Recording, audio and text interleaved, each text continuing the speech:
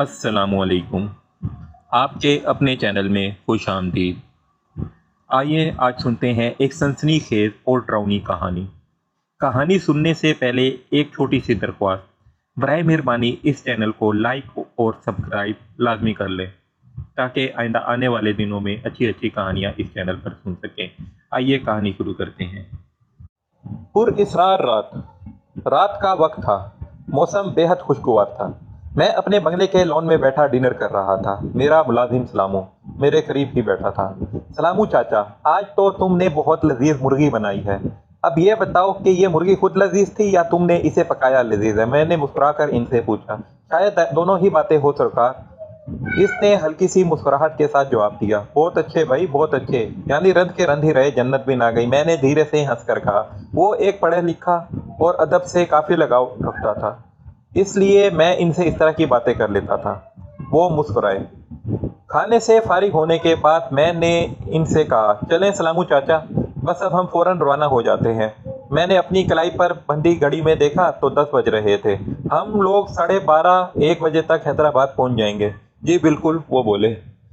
तुमने ज़रूरी सामान रख लिया है गाड़ी में? मैंने इनकी तरफ सवालिया निगाहों से देखा। जी जनाब, उन्होंने असबात में सर हिलाकर जंबिश दी। बस तो फिर ठीक है, थोड़ी देर बाद रवाना हो जाते हैं। इस दौरान ज़रा चेक कर लें कि कोई चीज़ रखना भूल तो नहीं गए। मैंने कहा। बेहतर है जनाब, वो बोले और पढ़कर ज़रा दूर खड़ी कार की तरफ चल दिए। तकरीबन 20 मिनट बाद हम रवाना हो गए। आम अमूर पर बातचीत करने लगे। हमें सफ़र करते हुए 1 घंटा गुजर गया। आसमान पर चांद अपनी पूरी आबोताब के साथ चमक रहा था। मैंने कार की खिड़की के शीशे नीचे गिरा रखे थे। मैं खुशगवार और कुदरती हवा से लुत्फ़ अंदोज़ होना चाहता था। सामने दूर तक नज़र आने वाली सड़क तेज़ी से कार के नीचे जा रही थी। अतराफ में मैदान और जंगल थे। अचानक मुझे सड़क के किनारे एक हसीन और जमील नौजवान लड़की खड़ी नजर आई। इसके करीब ही एक कार खड़ी थी। मैंने अंदाज़ा लगाया कि इसकी कार में कोई खराबी हो गई है और वो मदद की तलबगार है। हमारी कार ज़रा आगे बढ़ी तो इसने हाथ से रुकने का इशारा किया। मैंने कार इसके करीब ले जाकर रोक दी। वो खिड़की पर झुकाई और मुतरन्नम आवाज़ में बोली, क्या आप मेरी मदद कर सकते हैं? जी फरमाइए, मैंने कहा। कार में यकीनन कोई फ़नी खराबी हो गई होगी। जी हाँ, वो बोली। क्या मसला है? मैंने पूछा।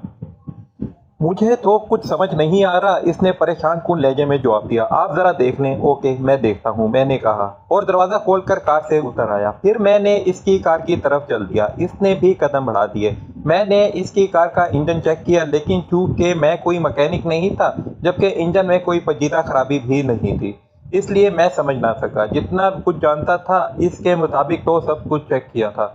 माफ़ करना, मुझे इसकी खराबी समझ नहीं आ रही। मैंने लड़की से कहा। आप लोग कहाँ जा रहे हैं? मुझे हैदराबाद जाना है। क्या आप लोग वहाँ तक जाएंगे? इसने पूछा। जी हाँ, हम लोग हैदराबाद ही जा रहे हैं, मैंने जवाब दिया। मैं खुद जवान था और गैर शादीशुदा था। दिल में किसी हसीना की तड़प उठती ही रहती थी, लेकिन कोई भी मेरे दिल को भाई ही नहीं थी आज तक। इस लड़की को देखकर ऐसा महसूस हुआ जैसे ये ही मेरे ख्वाबों की शहजादी है।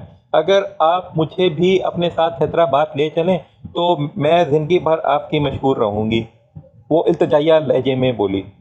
देखें, ऐसी बातें ना करें। इंसान ही इंसान के बुरे वक्त में काम आता है। कल को मुझ पर भी बुरा वक्त आ सकता है। आप आइए मेरे साथ, मैंने अपनी कार की तरफ इशारा करके कहा और हम दोनों कार में बैठ गए। वो पिछली नशिस्त पर थी। मैंने कार चला दी। आप रात के वक्त अकेली सफ़र कर रही थी? मैंने इनसे कहा। जी नहीं, वो बोली। क्या मतलब? मैं चूक गया। मेरे साथ मेरे वालिदैन भी थे, वो बस में चले गए हैं, इसने जवाब दिया। ओह, मैं कुछ समझा नहीं, मैंने कहा। दरअसल मैं अपने वालिद के साथ सफ़र कर रही थी। वो कुछ गुस्से में के तेज़ हैं।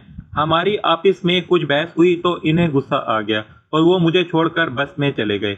मैं कार में रवाना हुई, लेकिन इत्तेफाक से कार ख़राब हो गई, इसने बताया। इसकी बातें कुछ मशकूक थी। कोई ज़ेतुशऊर बाप चाहे कितना ही गुस्से में हो, लेकिन अपनी जवान बेटी को इस तरह रात के वक्त वीरान सफ़र पर अकेला नहीं छोड़ सकता। मैंने इनसे ये बात तो नहीं कही, लेकिन वो मेरे शक को ज़रूर पहचान गई थी। मैंने कहा, ये तो अफसोसनाक बात है कि आपके वालिद आपको छोड़कर चले गए। और फिर आपकी कार भी खराब हो गई। इसे किस्मत की सतम ज़रीफ़ी ही कहा जा सकता है, इसने एक गहरा सांस लेते हुए कहा। बहरहाल आप किस्मत को अच्छा भी कह सकती हैं कि आपको हमारी कार मिल गई। मैंने धीरे से कहा, जी हाँ जी हाँ।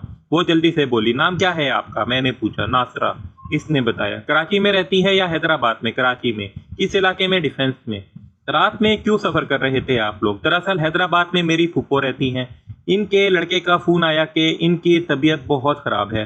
पापा इस वक्त रवाना हो गए, वो शुगर के मरीज़ भी हैं, इसलिए मैं भी इनके साथ रवाना हो गई, इसने बताया। घर के दीगर लोग नहीं चले आपके साथ? मैंने सवाल किया। अपने घर में हम 2 ही अफराद हैं, मेरा कोई बहन भाई नहीं है। वालदा का 10 साल कबल इंतकाल हो चुका है, इसने जवाब दिया। ये सुनकर अफसोस हुआ, मैंने कहा। वो खामोश रही। ज़रा देर बाद इसने कहा, आपका क्या नाम है? मेरा नाम साजिद है, मैंने जवाब दिया। क्या करते हैं आप? मेरा कारोबार है। किसी खास काम से हैदराबाद जा रहे हैं? जी, कारोबारी दौरा है, कल वापस कराची चले आएंगे। क्या आप लोग भूतों चुड़ैलों पर यकीन रखते हैं? इसने अचानक मौजू बदल दिया, जिस पर मैं चूक गया। मेरा ज़हन माजी में सुने हुए इन किस्सों की तरफ चला गया जिनमें मुख्तलिफ अंदाज में लोगों को भूत प्रेत मिलते रहते थे। मुझे नासरा पर शक हुआ कि वो भी कहीं कोई खूनी चुड़ैल वगैरह तो नहीं, लेकिन मैंने इस पर अपना शक का इजहार ना किया और इत्मीनान से जवाब दिया, मैं ऐसी बातों पर यकीन नहीं रखता हूँ। लेकिन आपके यकीन ना करने से कोई फ़र्क नहीं पड़ता, हकीकत में ऐसी मखलूक का वजूद है, इसने ज़ोर देकर कहा। कहीं भी तो कोई चुड़ैल नहीं, कहीं तुम भी तो कोई चुड़ैल नहीं हो? मैंने धीरे से हंसकर पूछा। ऐसा हो सकता है, वो पुरस्कार अंदाज में बोली। तो क्या आप हम दोनों तुम्हारे हाथों से मरने के लिए तैयार हो जाएं? मैंने पूछा। आपको मेरी बातों से डर नहीं लग रहा? इसने सवाल किया। नहीं, मैंने इत्मीनान से जवाब दिया। मौत तो एक ना एक दिन आनी है, तो फिर डरने की क्या बात है? वो एक गहरी सांस लेकर रह गई। काफ़ी देर गुजर गई, वो कुछ ना बोली। तब मैंने कहा, नासरा क्या बात है, खामोश क्यों हो? इसने कोई जवाब ना दिया। मैंने गाड़ी के अंदर लाइट ऑन की और तब मुझे वो बैक व्यू मिरर में सीट की पुश्त से टेक लगाकर सोती हुई नजर आई। ये तो सो गई। मैंने गर्दन मोड़कर सलामत चाचा की तरफ देखते हुए कहा। ये जनाब, वो बोले। ज़रा इसके पैर देखो, कहीं उल्टे तो नहीं है? सुना है कि चुड़ैलों के पैर पीछे की तरफ होते हैं, मैंने कहा। तो इस बात पर सलामू चाचा ने थोड़ा ऊपर होकर पैरों का जायजा लिया और फिर वापस दुरुस्त होकर बैठते हुए बोले, जनाब पैर तो बिल्कुल ठीक हैं। मैंने भी हूँ करके जवाब दिया और इस बात में सर लेते मैं सोचने लगा कि आखिर ये पुरस्कार लड़की कौन है। तकरीबन 1 घंटे बाद वो जाग गई और बोली, ज़रा आगे जाकर गाड़ी रोक लेना। क्यों? मैंने फ़ौरन पूछा। सड़क से ज़रा दूर एक बड़ी इमारत है जो कि बहुत पुरानी है, हो सकता है कि मेरे वालिद वहाँ रुक गए हों, इसने जवाब दिया। वो वहाँ क्यों रुक सकते हैं? मैंने सवाल किया। दरअसल वो हमारी ख़ानदानी हवेली है, मेरे वालिद साहब को इससे बहुत ज़्यादा मोहब्बत और अकीदत है। हम लोग जब भी यहाँ से गुजरते हैं तो ज़रूर इस हवेली में कुछ देर क़याम करते हैं, इसने कहा। ठीक है, मैं गाड़ी वहीं ले चलूँगा, मैंने कहा। आप डरना नहीं, वहाँ कोई आसेब नहीं है, वो बोली।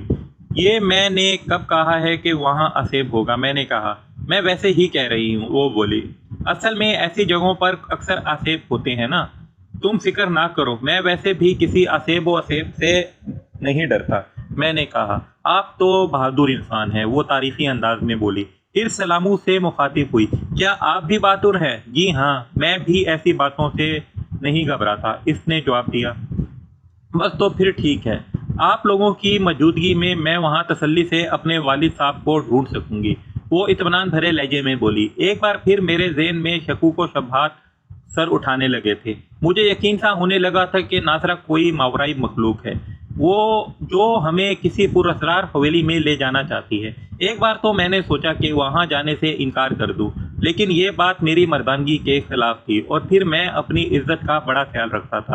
अगर मैंने इनकार करता तो सलामू के सामने मेरी सारी इज्जत खाक में मिल जाती। हाँ, मैंने सलामू से भी ज़रा राय लेना ज़रूरी समझा, वो वहाँ जाना चाहता है कि नहीं।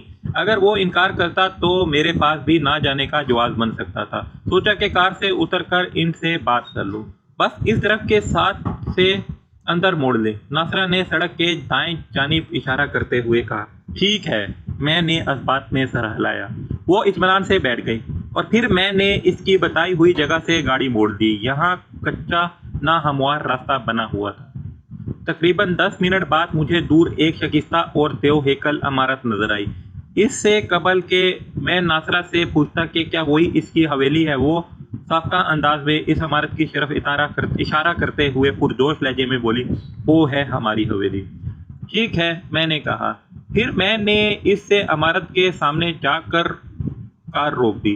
ہم تینوں کار سے اتر آئے۔ ناصرہ حویلی کی طرف جائزہ لینے والی نظروں سے دیکھنے لگی۔ میں اور سلامو اس سے ذرا فاصلے پر تھے۔ میں نے موقع غنیمت جان کر سلامو سے سرگوشی کی، سلامت، اب کیا ہمیں حویلی میں جانا چاہیے؟ جی ضرور، وہ بھی میرے طرح آہستہ سے بولا۔ اب میرے پاس حویلی میں نہ جانے کا کوئی جواز نہیں تھا۔ اسی وقت ناصرہ نے گردن موڑ کر ہماری طرف دیکھتے ہوئے کہا، آئے نا آپ لوگ؟ ہاں ہاں چلو چلو، میں نے کہا۔ اس کے بعد ہم تینوں نے حویلی کی طرف قدم بڑھا دیے۔ کچھ ہی دیر بعد ہم حویلی کے لکڑی کے بنے ہوئے صدر دروازے پر پہنچ گئے۔ ناصرہ نے ایک پٹ کو دھکیلا، وہ اندر کی طرف خوفناک چڑچڑاہٹ کے ساتھ کھلتا چلا گیا۔ مجھے اندر کا منظر نظر آیا۔ وہاں ویرانی ہی ویرانی تھی۔ سامنے وسیع میدان تھا جس میں جا بجا درخت لگے ہوئے تھے۔ نیچے زمین پر جگہ جگہ خودرو گھاس اگی ہوئی تھی۔ میں نے سوچا ناصرہ کوئی بدرو بھی ہو سکتی ہے جو ہمیں گھیر کر یہاں لے آئی ہے، کیونکہ میں ایسے بے شمار واقعات سن چکا تھا جن میں کوئی بدرو خوبصورت لڑکی کے روپ میں لوگوں کو گھیر کر لے جاتی تھی اور پھر ان کا خون پی جاتی تھی، لیکن بہرحال ابھی بھی ہمت ہارنے پر تیار نہیں تھا۔ میں یہی سوچ رہا تھا کہ موت کا ایک وقت مقرر ہے، اگر ہماری موت یہاں لکھی ہے تو پھر کوئی ہمیں بچا نہیں سکتا۔ آئیے آئیے، اندر آ جائیے آپ لوگ، ناصرہ نے اندر آنے کا اشارہ کرتے ہوئے ہم سے کہا۔ ہاں ہاں ضرور چلو، سلامو چاچا بولا، اور ہم دونوں ناصرہ کے پیچھے چل دیے۔ ذرا ہی دیر بعد ہم حویلی کے وسط میں آ گئے۔ ڈیڈی، ابو، پاپا، ناصرہ بولتی رہی لیکن کوئی جواب نہ آیا۔ میرا خیال ہے کہ تمہارے ڈیڈی یہاں نہیں ہے، میں نے اس سے کہا۔ میں چاہتا تھا کہ وہ واپس چلنے کا کہے، اور میں خود واپسی کا کہہ کر سلامو چاچا یا اس کی نظروں میں خود کو نیچا ثابت نہیں کرنا چاہتا تھا۔ وہ یہاں ہو سکتے ہیں، ناراضگی کی وجہ سے جواب نہیں دے رہے ہوں گے۔ آؤ انہیں ڈھونڈتے ہیں، اس طرف آ جاؤ۔ اس نے برآمدے کی طرف اشارہ کیا۔ ذرا ہی دیر بعد ہم برآمدے میں آ گئے۔ یہاں روشنی کم تھی۔ ناصرہ نے ایک کمرے کے دروازے پر ہاتھ مارا جو چڑچڑاہٹ کے ساتھ اندر کی طرف گر گیا۔ اس وقت سلامو چاچا نے ٹارچ کی روشنی کر کے اس کی روشنی میں کمرے کے اندر ڈالی۔ کمرہ خالی تھا۔ ڈیڈی، پاپا، ابو، ناصرہ نے کمرے کے اندر جاتے ہوئے پکارا، پھر پلٹ کر بولی، ذرا اندر آ کر ٹارچ سے روشنی ڈالیں۔ سلامو چاچا آگے بڑھنے لگے تو میں نے اس کے شانے پر ہاتھ رکھ کر روکتے ہوئے کہا، لاؤ ٹارچ مجھے دو۔ میں اس سے ٹارچ لے کر کمرے میں آ گیا۔ اس وقت اندر سے زوردار پھڑپڑاہٹ کے ساتھ کچھ چمگادڑیں ہمارے سروں پر سے اڑتی ہوئی باہر چلی گئی۔ ایک چمگادڑ کا پر زور سے میرے کان سے ٹکرایا۔ میں نے ٹارچ کی روشنی کمرے میں ڈالی لیکن وہاں کوئی نہیں تھا۔ آؤ واپس چلو، یہاں تو کوئی نہیں ہے، میں نے ناصرہ سے کہا۔ ہم دونوں کمرے سے باہر آ گئے۔ کچھ ہی دیر میں ہم نے اس برآمدے کے سارے کمرے دیکھ ڈالے لیکن وہاں ناصرہ کے ڈیڈی نہیں ملے، اور ناصرہ نے بے بسی سے ایک گہرا سانس لیا۔ نہ جانے کیوں چلے گئے ہیں وہ۔ اس نے سامنے دوسرے برآمدے کی طرف اشارہ کیا۔ آؤ اب ہم ان کمروں میں دیکھتے ہیں۔ ٹھیک ہے چلو، میں نے کہا۔ ہم تینوں دوسرے برآمدے میں آ گئے اور یہاں بھی کمروں میں ناصرہ کے ڈیڈی کو تلاش کرنے لگے۔ بس اب یہ آخری کمرہ ہی رہ گیا ہے، میں نے ناصرہ سے کہا۔ ہاں، پھر ہم گودام وغیرہ میں بھی انہیں تلاش کر لیں گے، وہ بولی۔ میں خاموش رہا۔ میں اور وہ کمرے میں داخل ہوئے۔ میں نے ٹارچ کی روشنی وہاں ادھر ادھر ڈالی تو ایک کونے میں مجھے ایک ادھیڑ عمر آدمی سکڑا سمٹا بیٹھا نظر آیا۔ او ڈیڈی، مجھے یقین تھا کہ آپ یہیں ہوں گے، ناصرہ پرجوش انداز میں کہتے ہوئے اپنے ڈیڈی کی طرف بڑھی اور ان کے سامنے جا کر کھڑی ہو گئی۔ میں تم سے بات نہیں کروں گا، ڈیڈی نے ناراضگی کے ساتھ کہا۔ غصہ تھوک دیں ڈیڈی، ناصرہ بولی۔ ایک ہی صورت ہے کہ تم میری بات مان لو، وہ بولی۔ لیکن ڈیڈی، وہ الجھن کا شکار ہو گئی۔ اگر تم میرے لیے انسانی خون کا بندوبست کر سکتی ہو تو ٹھیک ہے، نہیں تو یہاں سے جا سکتی ہو، وہ بولے تو خوف کی ایک لہر نے میرے ریڑھ کی ہڈی میں سنسناہٹ پیدا کر دی۔ مجھے یقین ہو گیا کہ یہاں کوئی ماورائی چکر چل رہا ہے۔ ڈیڈی، آپ سمجھنے کی کوشش کریں، مجھے کچھ نہیں سننا۔ اگر تم میری بات نہیں مانتی تو یہاں سے جا سکتی ہو۔ یہ سب کچھ میں تمہارے لیے ہی کر رہا ہوں، تمہاری زندگی بچانے کے لیے، وہ بولے۔ لیکن ڈیڈی، میری زندگی کو کوئی خطرہ نہیں ہے، میں ٹھیک ٹھاک ہوں، ناصرہ بولی۔ نہیں، اگر میں نے خون نہیں پیا تو سارا کھیل بگڑ جائے گا، وہ بولے۔ کچھ نہیں بگڑے گا، میں ٹھیک ہوں، آپ میرے ساتھ چلیں، ناصرہ سمجھانے والے انداز میں بولی۔ نہیں، بس تم جاؤ، میں یہیں ٹھیک ہوں، ڈیڈی نے کہا، اور پھر کھوئے ہوئے انداز میں بولے۔ رات آہستہ آہستہ ڈھلتی جا رہی ہے، اگر یہ رات ڈھل گئی تو نہ جانے کیا ہو جائے گا۔ پھر اچانک وہ مشتعل ہو کر زمین پر مکے مارنے لگے۔ مجھے خون چاہیے، خون، انسانی خون۔ انہیں ذرا سنبھالیں آپ پلیز، ناصرہ نے مجھ سے درخواست کی۔ صورتحال کچھ عجیب سی بن رہی تھی، میرے ذہن میں مختلف خیالات جنم لے رہے تھے۔ مجھے تو یقین ہو چلا تھا کہ سلامو چاچا اور میری زندگی خطرے میں ہیں۔ کسی بھی لمحے ناصرہ اور اس کے ڈیڈی کی طرف سے کسی خون کی حقیقت سامنے آ سکتی ہے۔ قوی امکان یہ تھا کہ وہ دونوں بدروئے ہیں اور کوئی ڈرامہ رچا کر ہمیں دونوں کو موت کے گھاٹ اتار دیں گے۔ میں آگے بڑھا تاکہ ناصرہ کے ڈیڈی کو سنبھال سکوں، لیکن میرے ذہن میں یہ خیال تھا کہ میں جیسے ہی انہیں ہاتھ لگاؤں گا کوئی ایسی بات ہو جائے گی جو میرے وہم و گمان میں بھی نہیں ہے۔ میں نے انہیں پکڑ لیا، لیکن کچھ نہ ہوا۔ مجھے کچھ حوصلہ ہوا، میں نے انہیں سنبھالنے کی کوشش کی شروع کر دی۔ میں کافی طاقتور تھا جبکہ وہ بہت ہی کمزور تھے، لیکن اس وقت مجھے یوں محسوس ہو رہا تھا کہ جیسے ان کے اندر مجھ سے کئی گنا زیادہ طاقت ہے۔ بالا آخر نڈھال ہو کر میرے بازوؤں میں جھول گئے۔ انہیں اٹھا کر لے چلیں پلیز، ناصرہ نے ایک بار پھر مجھ سے درخواست کی۔ میں نے جھک کر اس کے ڈیڈی کو اپنے کاندھوں پر لاد لیا۔ ہم لوگ کمرے سے باہر آ گئے۔ چلیں اب یہاں سے جلدی نکل چلیں، ناصرہ بولی۔ ہم لوگ تیزی سے چلنے لگے۔ ذرا ہی دیر بعد ہم عمارت سے باہر آ گئے۔ پھر میں نے ناصرہ کے ڈیڈی کو کار کی پچھلی نشست پر لٹا دیا۔ ان پر اب بھی غشی طاری تھی۔ ناصرہ ان کے ساتھ ہی بیٹھ گئی۔ چلیں اب اس علاقے سے جلد از جلد دور ہو جائے، ناصرہ بولی۔ میں نے ڈرائیونگ سیٹ سنبھال لی۔ حسب سابق سلامو چاچا میری برابر والی سیٹ پر بیٹھ گئے۔ میں نے کار سٹارٹ کر کے تیزی سے چلا دی۔ اسی وقت دائیں جانب سے نکل کر ایک ادھیڑ عمر شخص سڑک کی وسط میں آ کر کھڑا ہوا۔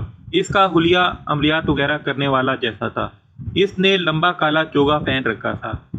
اس کا سر اور داڑھی کے بال لمبے لمبے تھے۔ اس کے گلے میں مختلف موتیوں کی مالائیں لٹک رہی تھی۔ ہاتھوں میں دھاتی اور دیگر قسم کے کڑے نظر آ رہے تھے۔ اوہ تو یہ آ ہی گیا، ناصرہ پریشانی سے بولی۔ کون ہے یہ؟ میں نے جلدی سے پوچھا۔ یہ ایک خطرناک عامل ہے، اس نے جواب دیا۔ میں اس دوران کار روک چکا تھا۔ میں نے کہا اب کیا کرنا ہے؟ اس کے اوپر گاڑی چڑھا دوں؟ وہ بولی۔ کیا؟ میں چونک گیا۔ ہاں اگر ایسا نہ کیا تو یہ ہمیں مارنے کی کوشش کر سکتا ہے، اس نے کہا، لیکن اس طرح تو یہ مارا جائے گا اور اس کے قتل کا الزام میں ہم لوگ۔ جلدی کرو، وہ منتر پڑھ رہا ہے۔ اگر اس نے منتر مکمل کر لیا تو ہم سب کو ایک ہی پھونک میں مار کر بالکل بے بس کر دے گا۔ ہم لوگ بالکل جام ہو کر رہ جائیں گے، چاہتے ہوئے بھی حرکت نہیں کر سکیں گے۔ جلدی کرو، گاڑی اس پر چڑھا دو، وہ پریشان ہوتے ہوئے بولی۔ ہم سب کو مار ڈالے گا، جلدی کرو۔ میں نے سوچا جس طرح وہ بتا رہی ہے اگر ویسا ہو گیا تو پھر عامل کے ہاتھوں ہماری موت واقع ہو سکتی ہے۔ اس لیے میں نے اپنی زندگی بچانے کے لیے کار کی ایکسیلریٹر پر دباؤ ڈال دیا اور کار کے ٹائر چرچرائے اور کار ہوا کی رفتار سے آگے بڑھی۔ ذرا ہی دیر کے بعد کار اس عامل کے اتنے قریب پہنچ گئی کہ اس کے بچنے کے امکانات نہ رہے، لیکن وہ بجلی کی تیزی سے فضا میں کسی گیس کے غبارے کی طرح بلند ہو گیا اور کار اس کے نیچے سے گزرتی چلی گئی۔ بس اب تیزی سے کار چلاؤ، ابھی 5 منٹ تک وہ واپس زمین پر نہیں اترے گا اور اس دوران وہ ہمارے خلاف کچھ بھی نہیں کر سکتا، ناصرہ نے جلدی کہا، اور میں کار کی رفتار بڑھاتا ہی چلا گیا اور میں تیز رفتاری سے ڈرائیونگ کرتا رہا۔ تقریباً 20 منٹ گزر گئے۔ ٹھیک ہے اب رفتار مناسب کر لو، اب ہمیں اس کی طرف سے کوئی خطرہ نہیں ہے، ناصرہ نے کہا۔ تو میں نے کار کی رفتار کم کر لی۔ یہ سب کیا ہے آخر؟ کیا تم مجھے بتانا پسند کرو گی؟ میں نے بیک ویو مرر میں دیکھتے ہوئے ناصرہ سے پوچھا۔ کار میں اندھیرا ہونے کی وجہ سے وہ مجھے غیر واضح طور پر نظر آ رہی تھی۔ تم حیدرآباد ہمارے گھر چلو، میں تمہیں ساری حقیقت بتا دوں گی۔ وہاں بھی ہمارا اپنا ایک چھوٹا سا گھر ہے، اس نے جواب دیا۔ کچھ تو بتاؤ ابھی، میں نے اصرار کیا۔ اس وقت مشکل ہے، وہ بولی۔ آخر کیوں؟ کوئی وجہ ہے؟ مجھے لگتا ہے کہ تم مجھے دھوکہ دے رہی ہو۔ ایسا نہیں ہے تو پھر کچھ تو بتاؤ۔ جہاں اتنا صبر کر لیا وہاں تھوڑا بہت مزید صبر کر لو۔ ہاں یہ میں تمہیں یقین دلاتی ہوں کہ میں تمہیں دھوکہ نہیں دے رہی ہوں، وہ بولی۔ اس کے لہجے سے میں یقین نہیں کر سکتا تھا کہ وہ سچ بول رہی ہے، کیونکہ اس کا لہجہ کچھ کھوکھلا سا تھا۔ میں نے اسے دباؤ میں لینے کے لیے کہا، اگر تم مجھے کچھ نہیں بتاؤ گی تو میں تمہیں اور تمہارے ڈیڈی کو یہیں اتار دوں گا، یہ تمہیں مہنگا پڑے گا۔ اس نے غراق کر دھمکی دی، تو تم مجھے دھمکی دے رہی ہو؟ میں ذرا مشتعل ہو گیا۔ ہاں یوں ہی سمجھ لو، وہ بے خوفی سے بولی۔ اوکے، میں نے کہا اور گاڑی روک لی۔ چلو اب اتر جاؤ گاڑی سے، سیدھی طرح گاڑی چلاؤ، اس نے دھمکانہ انداز میں کہا۔ نہیں چلاؤں گا، میں اڑ گیا۔ تمہیں چلانی پڑے گی گاڑی، میں 3 تک گنوں گی، اگر تم نے گاڑی نہ چلائی تو پھر تم دیکھنا کہ کیا ہوتا ہے۔ 1، اس نے گنتی گنی۔ میں نہیں چلاؤں گا گاڑی، میں نے ذرا غصے سے کہا۔ 2، وہ آگے بڑھی۔ کچھ بھی کر لو، گاڑی نہیں چلاؤں گا، میں نے کہا۔ 3، اس نے گنتی مکمل کر لی اور پھر اجنبی زبان میں کچھ بولی۔ اسی لمحے میرے گال، کان اور سر کے کچھ حصے پر زوردار ضرب لگی۔ چلاؤ گاڑی، وہ خون خوار انداز میں بولی۔ میرے حکم پر ایک بدرو نے تم پر تھپڑ مارا ہے، اگر خیریت چاہتے ہو تو فوراً چلاؤ گاڑی، نہیں تو میں بدرو کو تمہارا خون پینے کا حکم دے دوں گی۔ مجھے اندازہ ہو گیا کہ اب اس کا حکم مانے بغیر چارہ نہیں ہے، اس لیے میں غصے سے ایک گہرا سانس لے کر رہ گیا اور میں نے گاڑی چلا دی۔ لاتوں کے بھوت باتوں سے نہیں مانتے۔ اب اگر تم اپنی اور اپنے ساتھی کی زندگی چاہتے ہو تو جیسا میں کہتی ہوں ویسا ہی کرو۔ فی الحال سیدھے حیدرآباد چلو اور وہاں پہنچ کر کوئی چالاکی دکھانے کی کوشش نہ کرنا، ورنہ مارے جاؤ گے، اس نے غراق کر جواب دیا۔ میں غصے سے تلملا کر رہ گیا، سفر خاموشی سے کرتا رہا اور بالا آخر ہم حیدرآباد کی حدود میں داخل ہو گئے۔ اس طرف چلو، اس نے ایک سڑک کی طرف اشارہ کیا۔ میں نے گاڑی اس طرف ڈال دی، وہ مجھے ہدایت دیتی رہی اور میں گاڑی چلاتا رہا۔ بالا آخر ایک محلے میں پہنچ کر اس نے کہا، بس اس گلی کے دائیں جانب آخری والے مکان کے سامنے گاڑی روک لینا۔ میں نے گاڑی واپس مکان کے سامنے گاڑی روک لی۔ چلو اب تم دونوں میرے ڈیڈی کو گھر کے اندر لے چلو، وہ بولی۔ ہم لوگ گاڑی سے اتر آئے اور سلامو چاچا اور میں نے ناصرہ کے ڈیڈی کو اٹھایا، جو کہ بالکل بے ہوش ہو چکے تھے۔ اس دوران ناصرہ نے مکان کا تالا کھول کر دروازہ بھی کھول دیا تھا۔ ہم لوگ گھر کے اندر داخل ہو گئے۔ اس طرف آ جاؤ، ناصرہ نے ایک طرف اشارہ کرتے ہوئے کہا۔ کچھ دیر بعد ہم سب ایک کمرے میں آ گئے۔ وہاں موجود ایک آرام دہ بیڈ کی طرف اشارہ کرتے ہوئے ناصرہ نے کہا، ڈیڈی کو وہاں لٹا دو۔ ہم نے اس کی ہدایت پر عمل کیا۔ بس اب تم لوگ وہاں بیٹھ جاؤ، اس نے ذرا دور دیوار سے لگے صوفے کی طرف اشارہ کرتے ہوئے کہا۔ ہم دونوں وہاں بیٹھ گئے۔ اس نے اپنے ڈیڈی کی ٹانگیں اور بازو کو ہلا کر ٹھیک طرح سے لٹایا اور پھر ایک کرسی پر بیٹھ گئی۔ اس نے زیر لب بڑبڑانا شروع کر دیا، پھر اس نے اپنے ڈیڈی پر پھونک ماری۔ یہی عمل اس نے 3 مرتبہ کیا اور غور سے ڈیڈی کو دیکھنے لگی۔ ذرا ہی دیر بعد انہوں نے آنکھیں کھول دی۔ ناصرہ نے اطمینان کا سانس لیا۔ اس کے ڈیڈی نے سر کو جنبش دے کر اس کی طرف دیکھا اور عجیب آواز میں بولے، خون، انسانی خون، انسانی خون چاہیے مجھے۔ ناصرہ نے ایک بار پھر بڑبڑانا شروع کر دیا اور پھر پہلے کی طرح ان پر 3 مرتبہ پھونکیں ماری۔ پانی پانی، اس کے ڈیڈی نے کراتے ہوئے کہا۔ ناصرہ نے گنتر موڑ کر میری طرف دیکھا۔ اس کی آنکھیں انگاروں کی طرح سرخ ہو رہی تھیں۔ ایک جانب موجود ٹیبل کی طرف اشارہ کر کے اس نے مجھے سے کسی درندے کی طرح گھراتی آواز میں کہا کہ ایک گلاس پانی دو وہاں سے۔ میں نے تیزی سے اٹھا اور میز پر موجود جگ میں سے گلاس میں پانی انڈیل کر فوراً ناصرہ کے پاس پہنچ گیا۔ میں نے گلاس کی طرف ہاتھ بڑھایا، جسے اس نے فوراً پکڑ لیا اور آگے ہو کر اپنے ڈیڈی سے بولی، لے ڈیڈی پانی پی لیں۔ پھر اس نے ان کا سر اوپر کر کے احتیاط کے ساتھ انہیں پانی پلایا۔ ان کا سر واپس تکیے پر رکھ کر گلاس مجھے دے دیا۔ میں گلاس واپس میز پر رکھ کر اپنی جگہ پر آ کر بیٹھ گیا۔ ناصرہ کچھ بڑبڑانے لگی اور پھر اس نے ذرا آگے ہو کر اپنے والد پر پھونک ماری۔ انہیں ایک زوردار جھٹکا لگا جیسے کرنٹ لگ گیا ہو۔ وہ ذرا تڑپے اور بے حرکت ہو کر رہ گئے۔ جگدیش، مجھے بچا لو جگدیش، وہ کراتے ہوئے بولے۔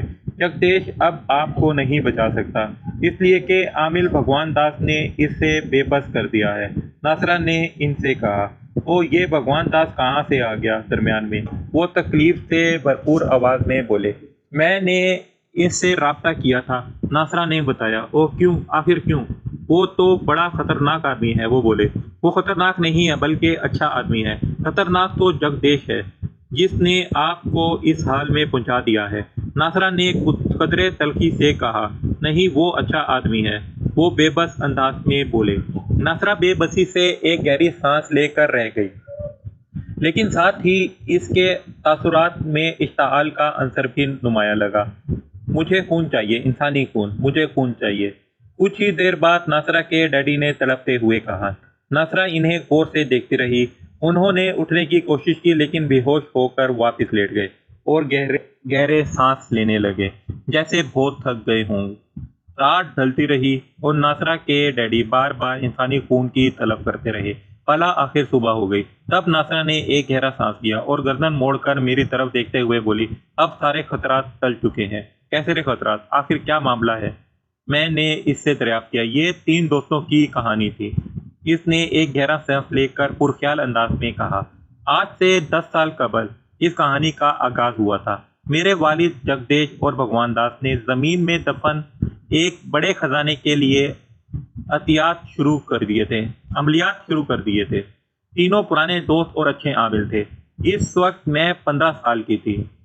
ان میں سے جگدیش کی نیت خراب ہو گئی۔ یہ وہی جگدیش تھا جو سڑک پر ہماری کار کے سامنے آ گیا تھا۔ اس نے میرے والد اور بھگوان داس کو دھوکہ دیا، لیکن بظاہر وہ ان کا دوست ہی بنا رہا۔ ساتھ ہی اس کی نیت مجھ پر بھی خراب ہو گئی۔ اس نے میرے والد کو انسانی خون کا عادی بنا دیا اور گزشتہ رات ان کی زندگی کی آخری رات ہو سکتی تھی۔ بھگوان داس اچھا مخلص آدمی تھا۔ اس سے میرے والد سے بھی ہمدردی تھی۔ انہیں اندازہ ہو گیا تھا کہ جگدیش کی نیت خراب ہو گئی ہے۔